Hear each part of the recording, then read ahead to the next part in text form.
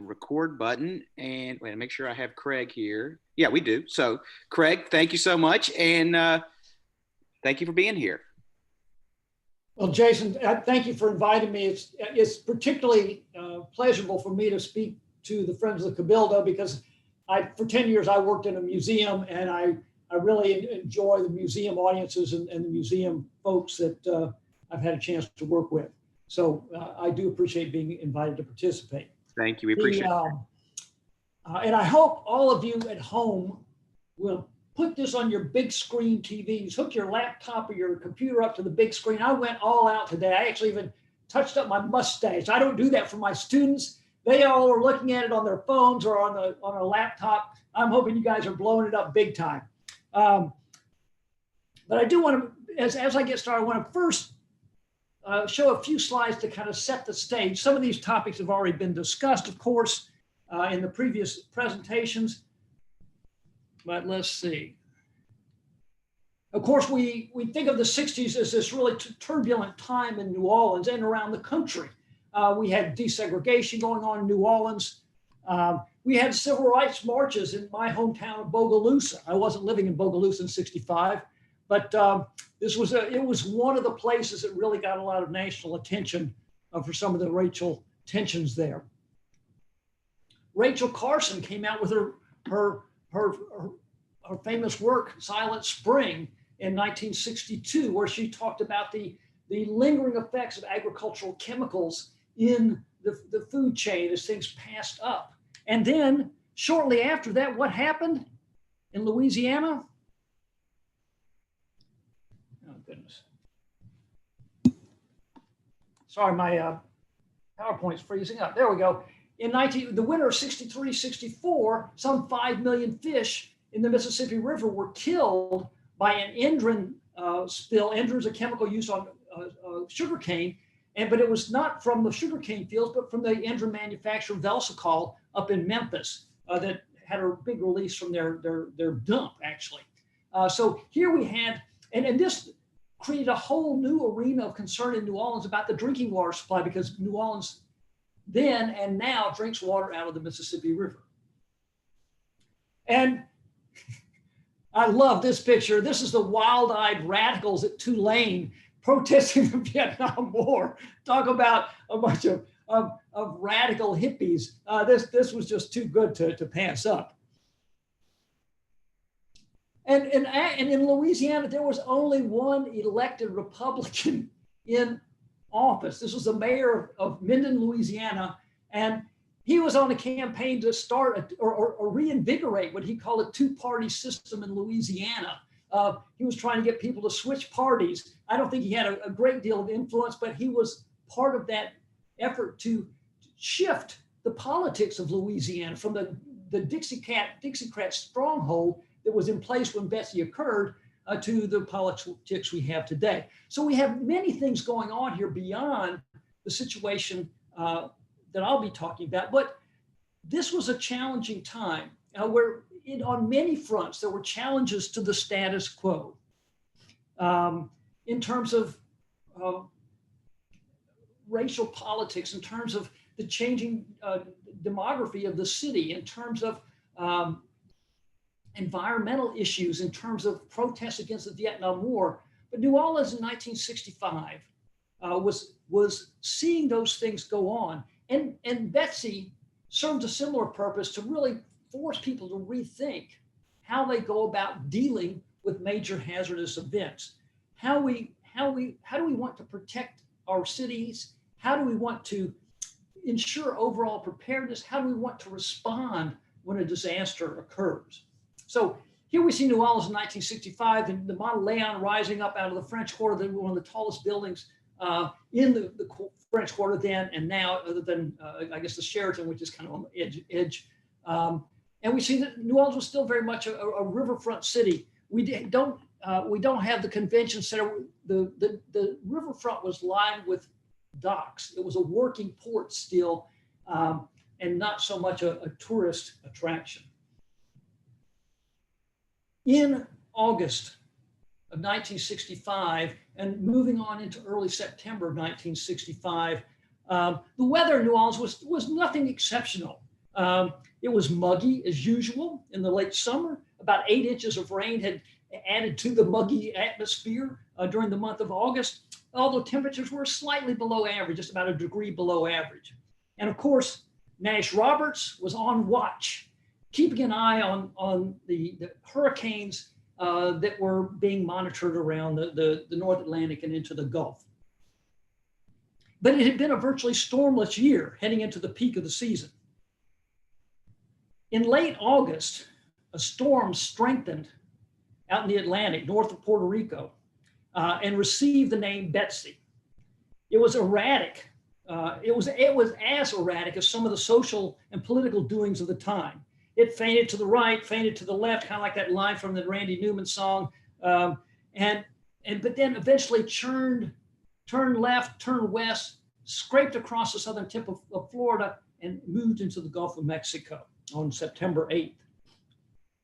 It accelerated and intensified as it pushed across the warm waters of the Gulf, like so many storms have done since, and we've seen all too frequently this year.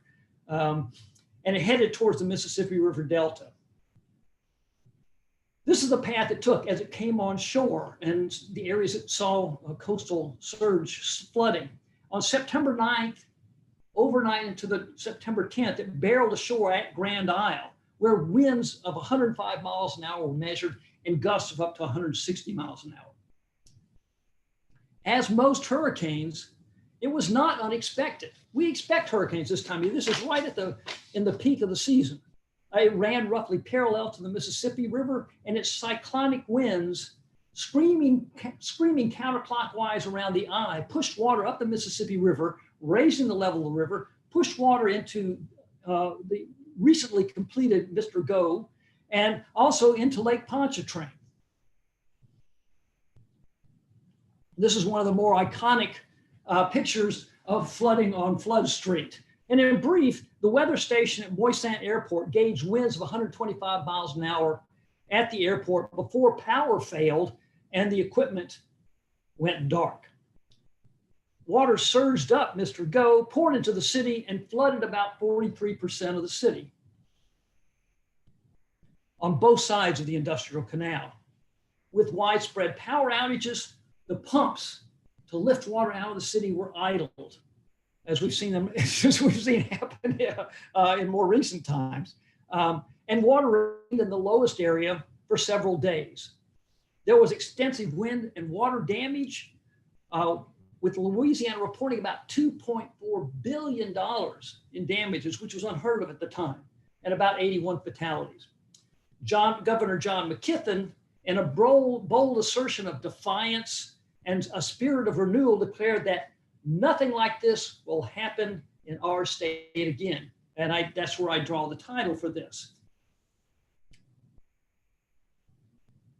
That's the 2-minute synopsis, and we'll get into more detail.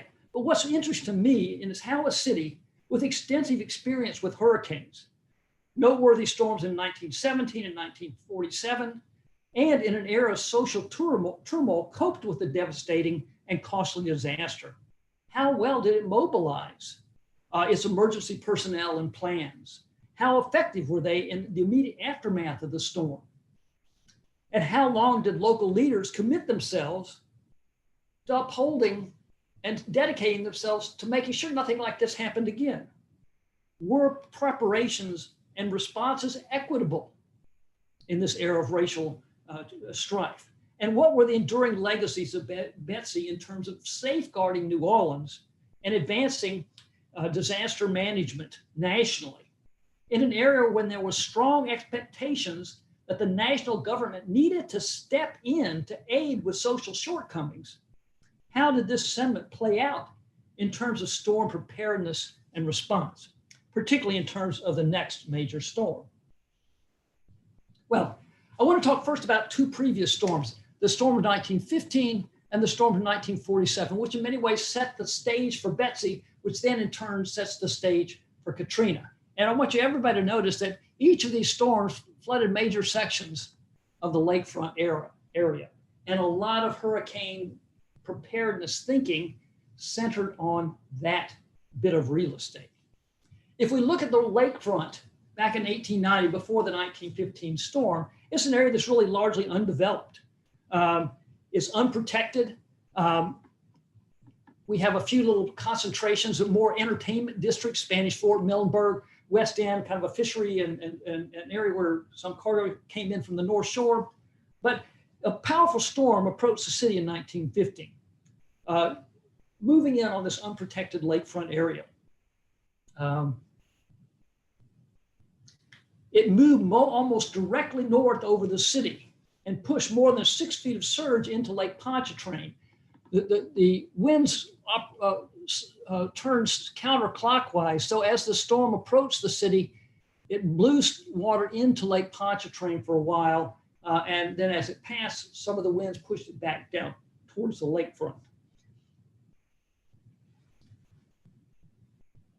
If we look at the lakefront at this time, despite very little development like we have currently, there were these small clusters, houses on stilts, dance halls built up above the lake. And about 25,000 homes in the lakefront area were damaged. And about 90% of the structures in the lakefront area were destroyed, simply torn away by the wind and waves. Now, there was some limited warning. The newspaper headlines on the day of landfall said, "Tropical storm expected to hear the river mouth." Not very precise, but people knew to take action. Actually, they were flying hurricane flags down on the coast. The mayor at the time initially downplayed the impact, and he declined aid from outside, claiming,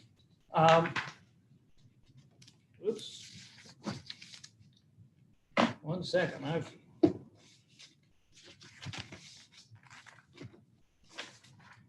Sorry, my notes got out of sequence here.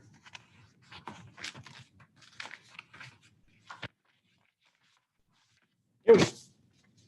The mayor initially claimed that there were only 10 fatalities, although by the next day, that number had grown to 350. And what did the city do in response? The city, the levee board, they basically developed a plan to armor the lake shore, to build a defense to protect against that most recent storm. They designed a seawall that would stand 9.5 feet above the lake level, which gave them a 1/2 foot of freeboard above the lake level during the storm. So this is one of the early drawings that appeared in one of the Sewage and Water Board publications shortly after the storm. Now, this project went forward slowly in fits and spurts. The city simply didn't have the money. They ended up getting money from the WPA during the Great Depression to more or less finish this project. And this seawall became really the testament, the memorial to that 1915 storm. It literally cast in concrete the memories, the social memories of these storms. And that's really an important aspect of what I want to talk about today is how social memory shapes how we prepare for the future. We always look back to the last storm to think about how we'll deal with the next one. And this took about 20 years to build. And this really gets at one of the points too, that oftentimes there's a loss of the sense of urgency. Yes, people wanted it, but all kinds of complications come up along the way. And large infrastructure projects simply take a long time to put into place. Nonetheless, by 1934, this is what we have in place. This lovely stepped seawall with a vast tract of new real estate back behind it. Most of this area on the lakeside of Robert E. Lee Boulevard was made land. That is, they dredged sediment from the lake bed, piled it up behind this seawall. And the idea was that new real estate would be sold to help pay for hurricane protection and support the levee board and for the investments made in this structure. So this area between Robert E. Lee and the lakefront was a human creation. It stood about 9 feet above sea level. So this was actually higher and saw very little flooding during Katrina, by the way. But this seawall is really the legacy. It's the first major structural component built to deal with hurricanes in New Orleans. Yes, we had lots of levees along the river, but this was the first effort to fortify the city against hurricane storm surge. Now, the next big storm came September 19th, 1947. It followed a path moving from the southeast to the northwest, more or less parallel with the river. The eye passed just south of the city.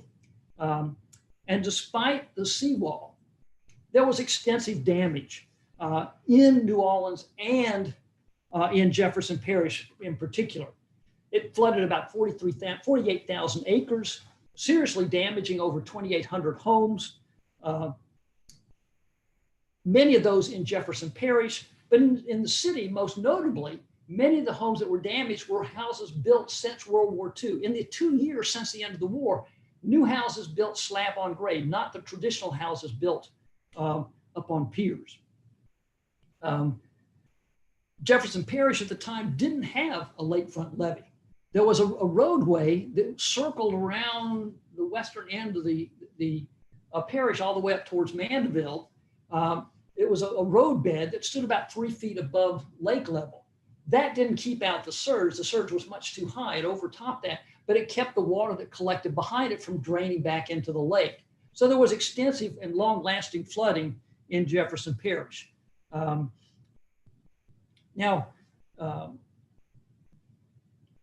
Well before the 1947 hurricane, the unnamed storm, Jefferson Parish residents had been lobbying for hurricane protection. And actually earlier in the year before the 1947 storm, the Corps of Engineers committed to fortifying the levees in Jefferson Parish, to build an 8-foot high earthen barrier, more or less like the levee that's there today, but not quite as high. But it was going to be earthen, not concrete like in New Orleans. Needless to say, the storm of 47 fortified interest and support for that more impressive hurricane protection levee, and work began and pushed forward in the years after 1947. Also, we see development push ahead rather rapidly in these areas behind the protection, the lakefront protection, in Jefferson Parish and in Orleans Parish. And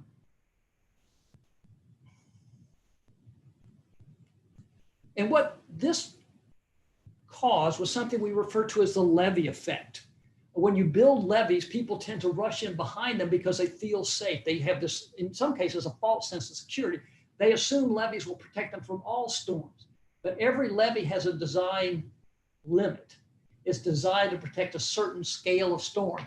The lakefront levees in New Orleans were designed to protect against the 1915 storm. The hurricane levees in Jefferson Parish were more or less designed to keep out a storm like 1947. But if a bigger storm comes and overtops those levees, with the development that occurs behind those newer levees, you have even greater damage than if you had no levees at all. And this is what we see going on in the lakefront. Rather than build the traditional houses that are slightly elevated with a couple of feet of freeboard above the ground, we have a more extensive development in the lakefront areas. And in Pontchartrain Park, for example, one of the first major subdivisions where houses were built slab on grade. And in addition, the city of New Orleans reported that most of the houses damaged in the city by the 1947 hurricane were houses that were built slab on grade, new post-World War II houses. So we see the levee effect caused people to rush toward the lakefront, the area of greatest risk. And we see a loss of resilient architecture. Safety is designed out of the houses. Flood resilience is designed out of architecture.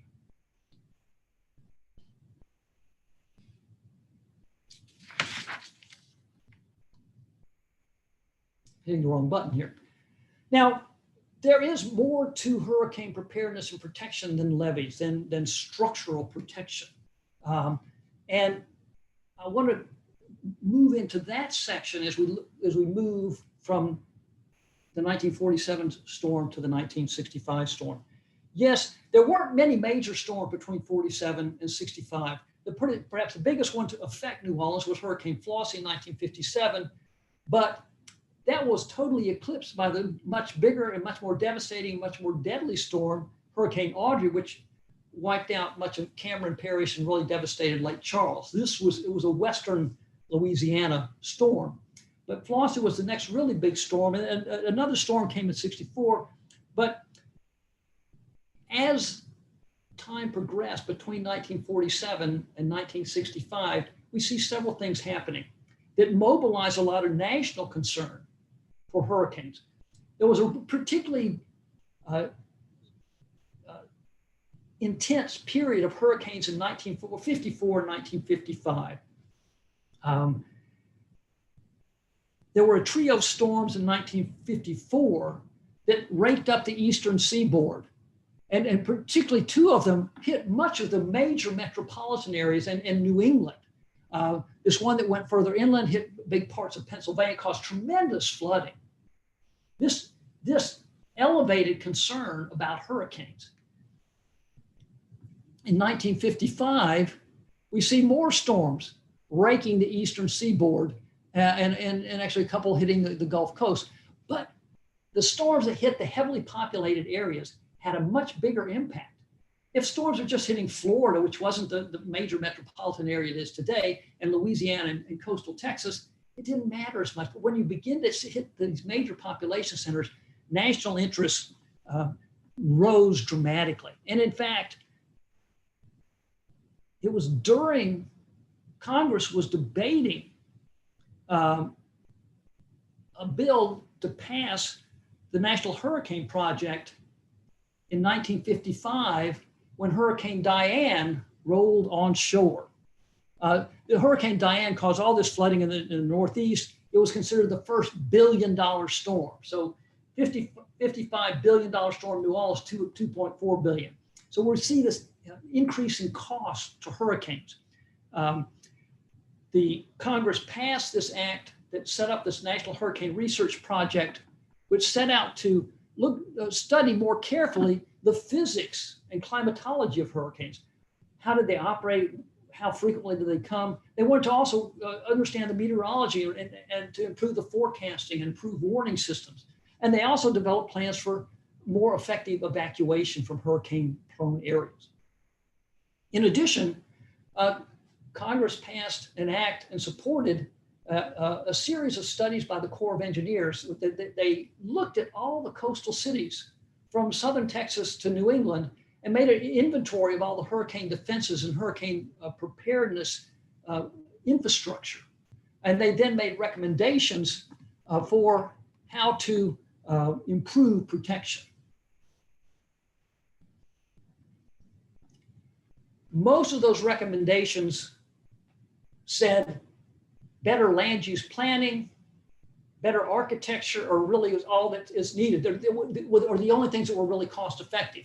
Places like Galveston, and this is the Galveston seawall, which was already in place, but they did say investments in structural protection in Galveston and New Orleans were the only two places, with the exception of a couple of small ports in New England, that the Corps recommended making structural protections. So before Betsy, there was a lot of effort and work to better understand hurricanes and to better prepare for them.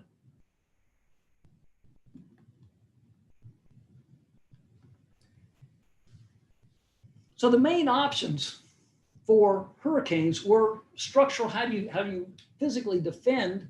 And there were people that talked about building defenses all along the eastern seaboard, really beyond the scope of the Corps' budget and the interest of Congress in supporting that. Other things other options that were available were things that were came out of the National Weather Service, National Hurricane Research Project that said there are ways we can modify land use. And here, this is one of the kind of standard sort of plans that came out in this little booklet on how to deal with hurricanes that offered various evacuation options. So armoring and evacuation were two of the really fundamental or principal ways of dealing with hurricanes.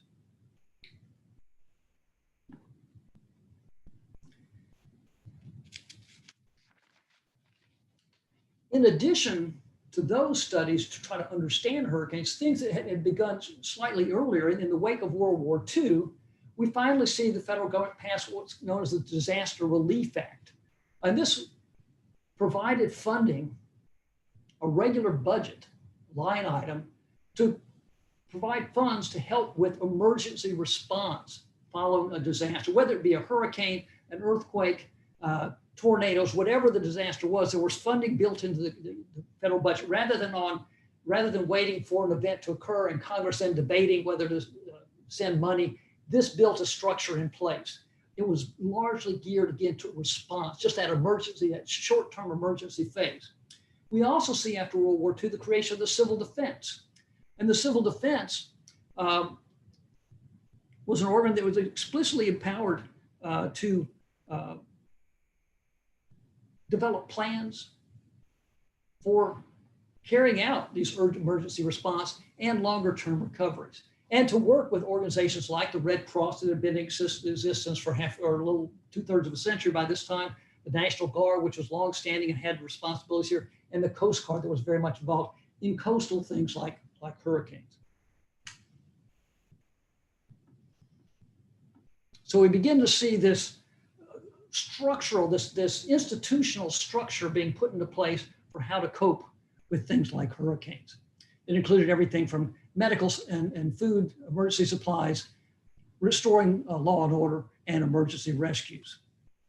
Now, the civil defense in Louisiana undertook a number of things. They developed a series of plans that were highly detailed, but actually they provided detailed information about who the various players were, what the organizational structure was for getting aid out. But this was all really putting the primary burden for response on local bodies, the National Guard, with the assistance from national organizations like the Red Cross, which isn't really a federal organization, it's a volunteer NGO.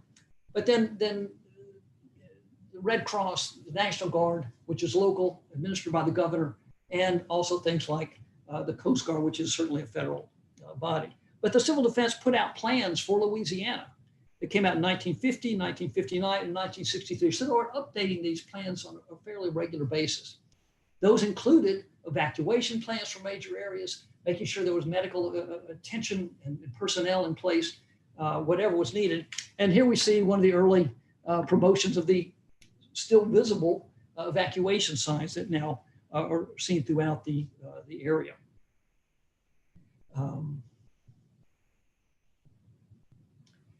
Some people have said after Katrina that perhaps FEMA was on a more of a footing to deal with terrorist activity than things like a hurricane, right? Well, we could say the same thing about civil defense in 1965. This is a great picture from the public library that shows a couple of civil defense people. They're not looking out the skies for approaching hurricanes, not wearing winter overcoats in New Orleans. This is a simulation of a drill to watch for a Soviet nuclear attack. And so civil defense was highly attuned to this military threat that they were charged with dealing with. I don't know how many of you, like me as a kid, we had to hunker down under our school desks in grade school. We actually had my whole school my grade school evacuate or do a trial, a mock evacuation with all the mothers coming in and driving us out into the country because they're going to bomb Barksdale Air Force Base near my hometown. And that was a presumed fait accompli if there was a nuclear holocaust. But this meant that a lot of the attention and planning had gone into preparing for something other than a hurricane. Nonetheless, there were plans. And that plan included designating shelters. There were something like 167 designated shelters scattered throughout New Orleans. The black ones were for black residents, and the white circles were for white residents. They're scattered all over the town.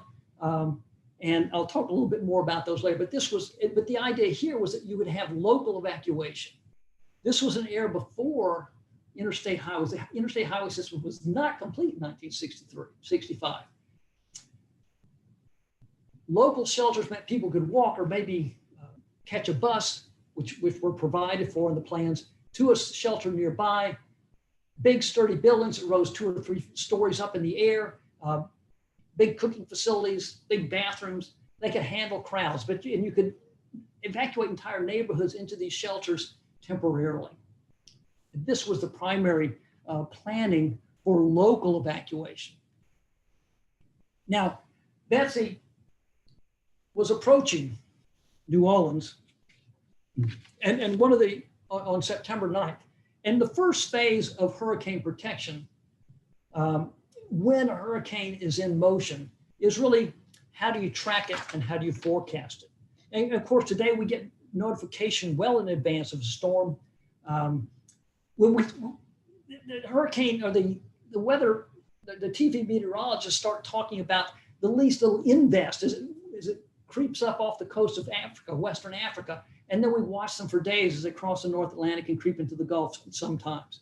And although the national weather personalities start packing all their rain gear and their weatherproof microphones, and they head down to a coastal location so they can stand in front of the wind and report on the hurricane as they can face down the hurricane as it makes landfall. We didn't have that much advance notice of a hurricane like Betsy. This shows the tracks. September 8th, it rounded the tip of Florida. September 9th and 10th, it made landfall, really 10 o'clock in New Orleans on the 10th. In terms of warning, explicitly for New Orleans, this shows the map that appeared in the Times-Picayune on September 8th, about a day and a half out. Came out in the morning of the 8th. It showed where the storm was the night before the paper went to bed. And it shows this watch stretching basically from Biloxi to Corpus Christi. This was the watch area, much wider than we typically see today. When you think of Hurricane Katrina, 72 hours out, they had that cone of uncertainty with a line heading right up the Pearl River, which was almost exactly where continental landfall occurred, not it clipped the mouth of the river, of course, but where the storm really headed inland. So forecasting was not nearly as accurate, but what was done? How effective were the preparations? Well, despite the imprecision of the warning 2 days out, the Corps of Engineers began taking steps a couple of days, 2 or 3 days out. They secured its fleet of workboats. They dispatched emergency generators to keep facilities around the city. The Air Force evacuated all its craft from Belle Chase. Oil companies pulled their crews off the rigs in the Gulf. Evacuees were encouraged, people living in the lower parishes were encouraged to evacuate into New Orleans, into hotels and shelters. And all this was going on well in advance of landfall, without interstate highway systems to move people along quicker.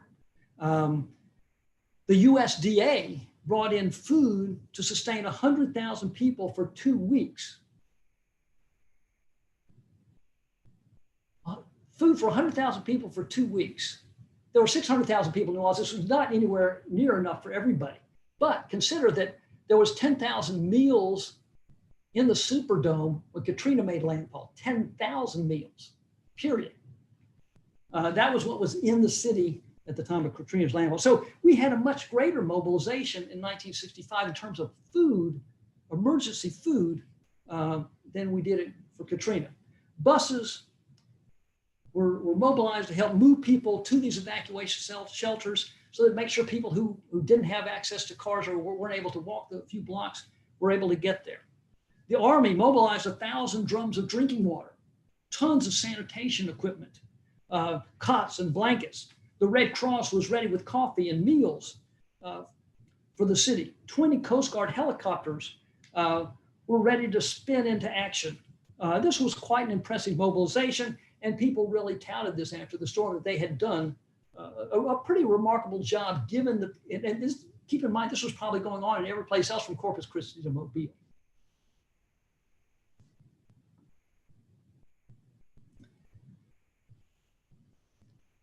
New Orleans reported, the Times-Picayune reported that about 500,000 people evacuated from lower parishes and from the lakefront area. So this is and they called this the largest single evacuation in the region's history. Quite impressive. More evacuated in more recent years, but this was still pretty remarkable given that there was no mass transit to make this possible, or the efficient multi-lane highways that we now think of as the interstate.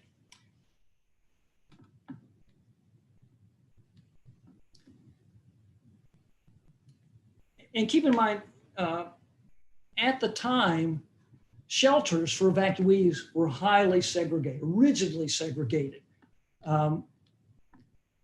Most of them were schools. Again, there were 123 shelters for whites, 64 for blacks in the city. That's roughly in line with the 2/3 white, 1/3 black population at the time. But 11 of the white shelters and 10 of the black shelters were in areas that were flooded. So there was sort of a clear disproportionate impact on the black schools. And in addition, the white schools typically were structurally more recent, bigger, better.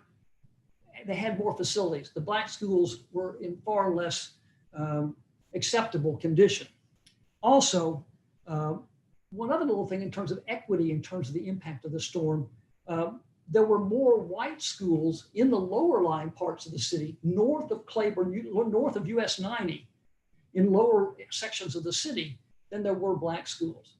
So you couldn't predict where the flooding would occur in advance, but there were actually more white schools in areas that were really susceptible to flooding. But there were clear consequences to segregation in the wake of the storm, and this was made apparent again during Katrina as we heard tales of people who recounted their experiences during Betsy. And some of the areas that flooded were particularly in African-American neighborhoods. So there was widespread flooding, and this map shows the darker areas show the areas that flooded. We see the lower Ninth Ward, we see Pontchartrain Park, we see certain areas of Gentilly. Many of these areas were African-American. We saw widespread wind damage, widespread flooding, homes ripped off their foundations and plopped down on roads out in the marshlands south of the city. We see flooding, and maybe this is the mayor's super meat market, but flooding was widespread, and flooding had an unequal impact. Much of Pontchartrain Park inundated, the lower Ninth Ward, the areas to the west of the Industrial Canal saw heavy flooding, and this is what brought about some of the complaints that the various parts of the infrastructure were left open so that flooding would occur in African-American neighborhoods. This was a widespread complaint after Hurricane Betsy. We heard it again, similar kinds of complaints after Hurricane Katrina. But people in low-lying areas closest to the points of arrival of water often saw considerable damage. These dark areas indicate high African-American concentrations. We also see structurally the protection was better in some parts of the city than others. 8-foot seawalls in Jefferson Parish, 9.5 seawalls along the lakefront. Along the back levees were only about 5 feet high in St. Bernard and New Orleans East. So these areas were particularly susceptible, and then the Industrial Canal had levees of only about 7.5 feet. So there was unequal protection. And this, as much as anything, contributed to the flooding. Now, there were plans before Congress, when Hurricane Betsy made landfall, to improve and make the hurricane protection system more consistent, to eliminate those inconsistencies in levee heights. And this is the plan that was submitted to Congress in June of 1965. Okay, this is what they call the barrier plan. Notice they were going to extend the levees from Jefferson Parish all the way across to the Bonnie Carey, circle New Orleans East, circle Chalmette and a big chunk of St. Bernard Parish, and then run levees across the mouth of Lake Pontchartrain and put barriers or gates at the various of the two openings of Lake Pontchartrain that could remain open most of the time, but when a hurricane would come, the idea was to close these gates. They're going to have giant rotating barriers that would ramp up and lock in place to keep surge from entering Lake Pontchartrain, and that would mean less money would have to be spent on building and maintaining these levees. If you could keep the surge out, you wouldn't have as much flooding in Lake Pontchartrain. So in the wake of this storm, what happened? Of course, there was widespread support for reinforcing the hurricane protection. One editorial writer said, well, this was a pretty damaging storm, but it could have been worse. The damage was largely superficial. Once again, downplaying the damage, wanted to keep business running. Others observed the storm was too big even for the lakefront seawall, which it was. The governor claimed it exceeded all expectations, which is a bit of an exaggeration. And Mayor Shiro proclaimed that together we can rebuild our city, which kind of is a statement of either, however you want to look at it, either defiance or resilience, and a little bit of both, actually. But the governor then proposed to Congress that maybe we should armor the whole coast, from Texas, from the Sabine River to the mouth of the Mississippi. And as Charles talked about earlier, there was this remarkable political alignment. Here's a great cartoon showing federal, state, and local authorities all in the same boat, agreeing on pumping and levees. They were all Democrats, right? President Johnson flew down almost immediately after the storm, after some strong argument from the congressional delegation, particularly Senator Long. He toured the damage. He visited with local leaders. He met with victims in a shelter. And not only did he act swiftly, but there was political alignment that we didn't see after Katrina. All Democrats across the board. It was a Democratic governor, president, and mayor. And this was the era where Dixiecrats were still pretty much entrenched in Louisiana, although we were beginning to see, as Charles mentioned, a shift in the politics of the National Democrats. Johnson, after his visit, ordered that all red tape be cut to make way for a thorough and complete response and recovery. He left New Orleans and dedicated $2 million in emergency aid, promised Small Business Administration loans, and a host of other federally funded restoration efforts. And hearings were held almost immediately in Baton Rouge and New Orleans and back in Washington about how to proceed. So the initial response was quite electric and quite emphatic. What were the scope, though, of the impacts of Hurricane Betsy? Indeed, the response was swift. The Coast Guard plucked up some 11,000 people from flooded areas. And this is where you begin to hear stories of people trapped in their attics and breaking out. And now people, of course, keep a hatchet in their attics so that they can get out if they're trapped inside them. Reports in the Picayune say that the rail and bus service in most large stores was back in operation within 3 days. Compare that to Katrina. By September 15th, remember, it passed New Orleans on September 10th. By the 15th, 75% of the citizens had electricity back, 2/3 had phone service, and conventions were resuming. This was part of the lifeblood of New Orleans, people coming to stay in the hotels and participate in conventions. 1 week after the storm, there were 4 public and 30 public schools that were offering classes. And by the 20th, 10 days out, there were only isolated pockets that still had standing water. and about 5,300 remained in shelters September 22. Remember, they said 500,000 people evacuated. So, and on the 1-month anniversary, NOPSI, which you may remember, the Public Service Organization, ran a full-page ad proclaiming New Orleans is back in business. Was it really?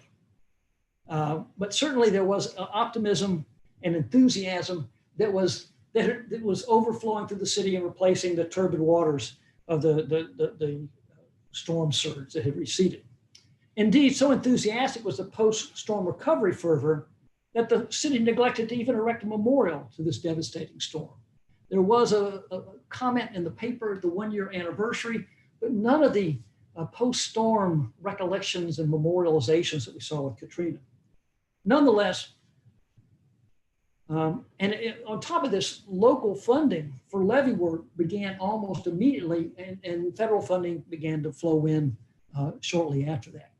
In terms of recovery and the long-term implications of Katrina, several things need to be discussed here. And one of these is this barrier plan. This was the first phase of the enduring impacts. This would be casting Hurricane Betsy's in concrete and earth and other structures. So this was the first plan, armoring the full lakefront beyond the airport, all the way circling New Orleans East, which is one of the things that kind of gave rise to the urge to develop this area before the Bayou Sauvage Park was created, improving the protection around Chalmette and building the levees across the isthmus that separates New Orleans from Slidell. Louisiana officials testified to Congress that it would cost $84 million, and the Corps calculated it would save it would have economic benefits of $475 million. So in the Corps of Engineers cost benefit analysis, this really looked favorable. This really won their approval. If you can get 84 million, if you can spend 84 million and get more than 5 times the benefit back, that's a really good cost benefit. So the initial plan was this barrier option, and it's seen here in kind of a simplified version. And again, the barriers would close when a hurricane surge was arriving, but remain open most of the time. Design work began almost immediately, and these things take a number of years. So it really there was a very preliminary design in '65. Work progressed with some of the local levees being built along the Industrial Canal and other locations by the local levee boards. But the major projects were grinding along rather slowly, and they continued on after 1970. And after 1970, all projects of this sort had to have an environmental impact statement, according to the new at the time, a National Environmental Protection Act. This gave local citizens throughout the urban area a chance to weigh in on the plan. And we begin to see opposition arising, particularly among fishermen who worked on Lake Pontchartrain. They feared it would alter the salinity in the lake, which would damage shrimping and crabbing, and also exacerbate pollution. Pollution coming from the North Shore that flowed into the lake wouldn't flow out into the Gulf.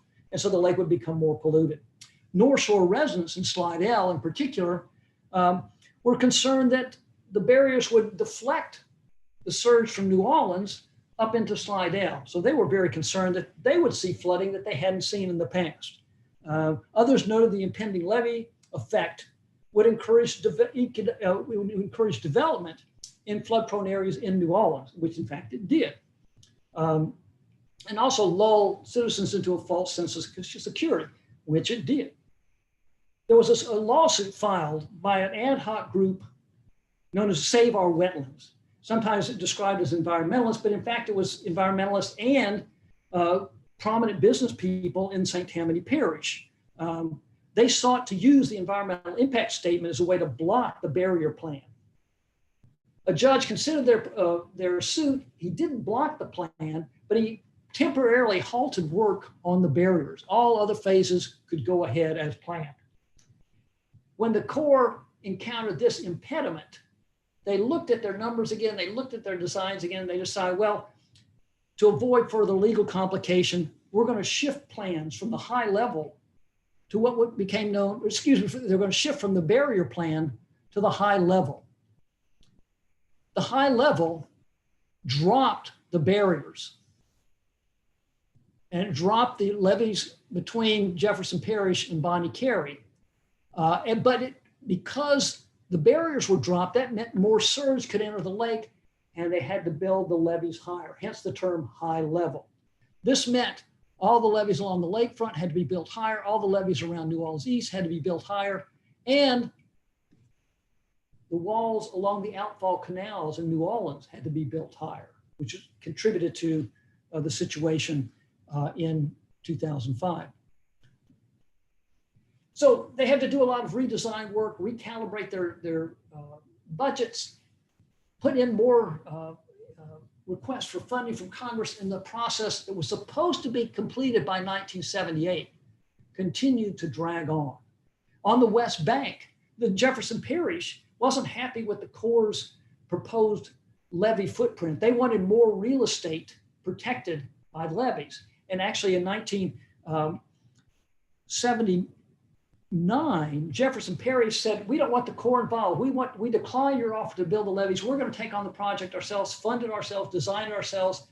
But when they when they submitted their proposals, the Corps, which had to approve how much wetlands they were going to lose because of their design, the Corps said, we can't approve that. So they gave the project back to the Corps. So this slowed down work on the West Bank. This temporary seizure of the project by Jefferson Parish and then turning it back to the Corps in 1985 slowed things down on the West Bank. And this was the ultimate layout of the plan by the Corps of Engineers. All said and done, the hurricane protection system that was begun in the wake of Betsy was not complete in 2005. There were some enduring legacies to this.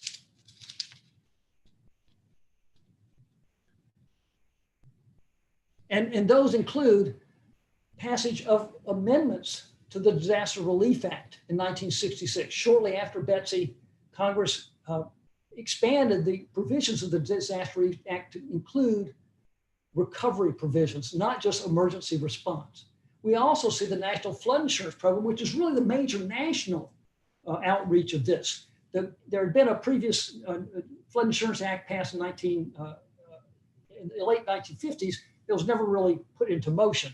But in 1968, a program was passed by Congress, and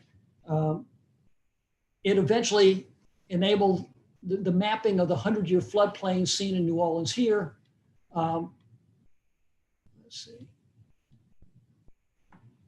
And the flood insurance program sought to disperse the costs among people who acquired federally subsidized flood insurance policies that were not available in 1965 and not until 1968.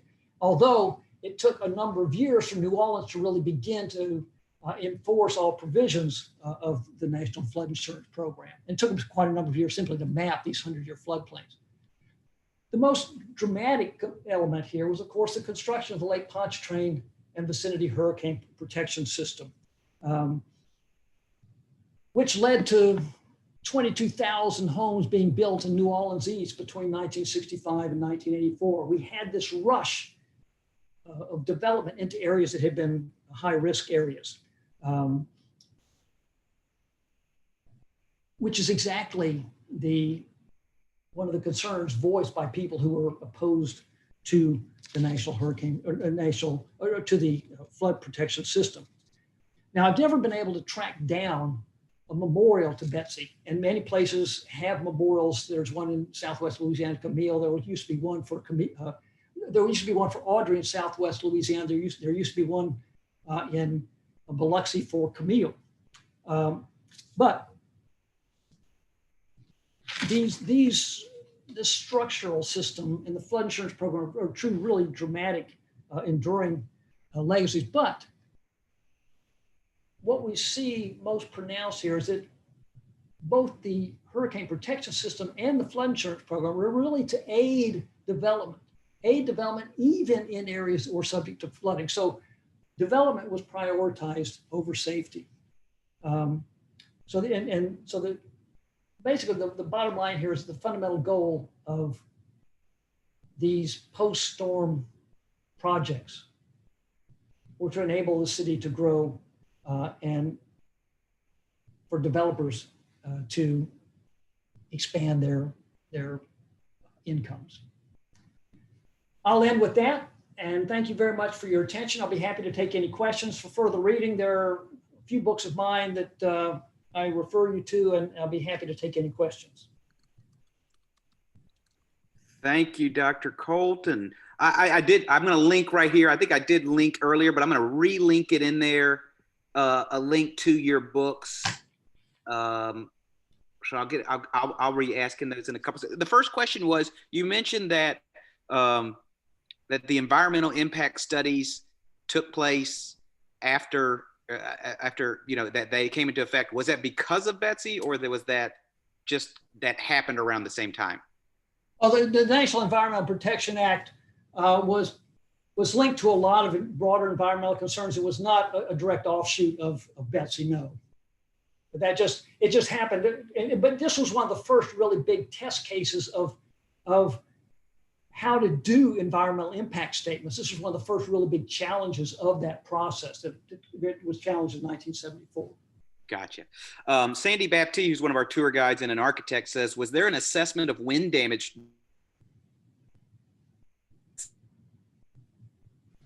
for the towers and steeples that were lost outside the area of flooding?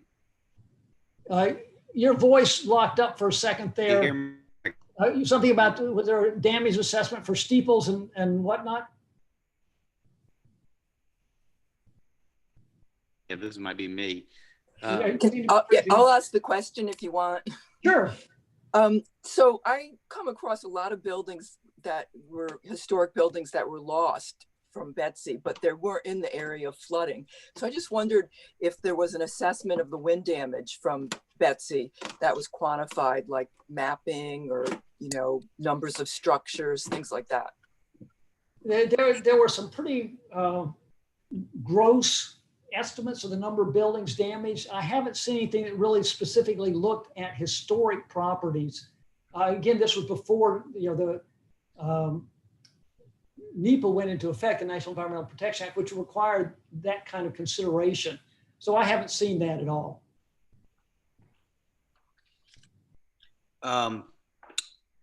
Do you agree with Slidell's assertion that the proposed gates would cause Slidell to flood? It would be an unusual storm track it is probably possible, but not every storm would cause that to happen. I could see some storm, but it wouldn't get very far into Slidell probably, because they still have a fairly good buffer to the east. All right. Anybody else have any questions? All right. Thank you so much, Craig. We really appreciate it. And thank you for going all out. That was a great presentation. Enjoy participating with your groups. This is really a great audience. Thank you. Thank you so much, Craig. All right. Let's see.